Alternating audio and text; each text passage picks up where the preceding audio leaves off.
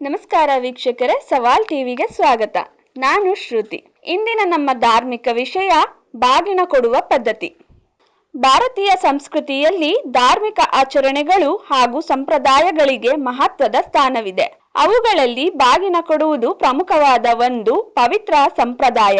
ವಿಶೇಷವಾಗಿ ಹಬ್ಬಗಳು, ವ್ರತಗಳು ಹಾಗೂ ಪೂಜೆಗಳ ಸಂದರ್ಭದಲ್ಲಿ ಮಹಿಳೆಯರು ಪರಸ್ಪರ ಬಾಗಿನ ಕೊಡುವುದು ಸಾಮಾನ್ಯವಾಗಿದೆ.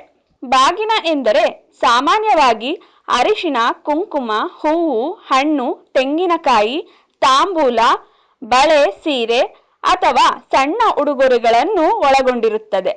ಇದನ್ನು ಗೌರವ ಹಾಗೂ ಪ್ರೀತಿ ಸೂಚಕವಾಗಿ ನೀಡಲಾಗುತ್ತದೆ.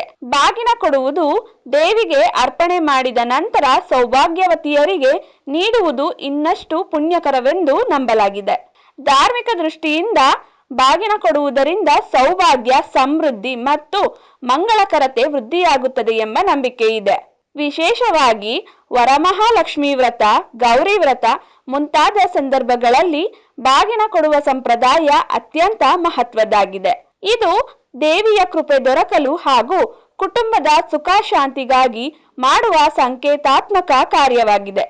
ಸಾಮಾಜಿಕವಾಗಿ ನೋಡಿದರೆ ಬಾಗಿನ ಕೊಡುವುದು ಸ್ನೇಹ, ಸಹೋದರತ್ವ ಮತ್ತು ಪರಸ್ಪರ ಗೌರವವನ್ನು ಬೆಳೆಸುತ್ತದೆ. ಮಹಿಳೆಯರು ಒಟ್ಟಾಗಿ ಸೇರಿ ಸಂಪ್ರದಾಯವನ್ನು ಆಚರಿಸುವುದರಿಂದ ಸಾಮಾಜಿಕ ಬಂಧಗಳು ಗಟ್ಟಿಯಾಗುತ್ತವೆ. ಇದರಿಂದ ಸಂಸ್ಕೃತಿ ಮತ್ತು ಪರಂಪರೆ ಮುಂದಿನ ತಲೆಮಾರಿಗೆ ಸಾಗುತ್ತದೆ.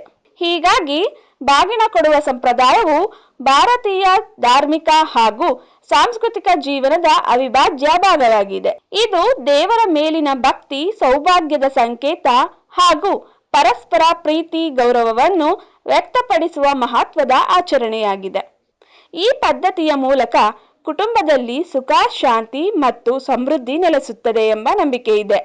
ಜೊತೆಗೆ ನಮ್ಮ ಸಂಸ್ಕೃತಿ ಮತ್ತು ಪರಂಪರೆಯನ್ನು ಮುಂದಿನ ತಲೆಮಾರಿಗೆ ಉಳಿಸಿ ಸಾಗಿಸುವಲ್ಲಿ ಬಾಗಿನ ಕೊಡುವ ಆಚರಣೆ ಪ್ರಮುಖ ಪಾತ್ರ ವಹಿಸುತ್ತದೆ. ಹೀಗೆ ಹೆಚ್ಚಿನ ವಿಡಿಯೋಗಳಿಗಾಗಿ ಸವಾಲ್ ಟಿವಿಯನ್ನು ಸಬ್ಸ್ಕ್ರೈಬ್ ಮಾಡಿ.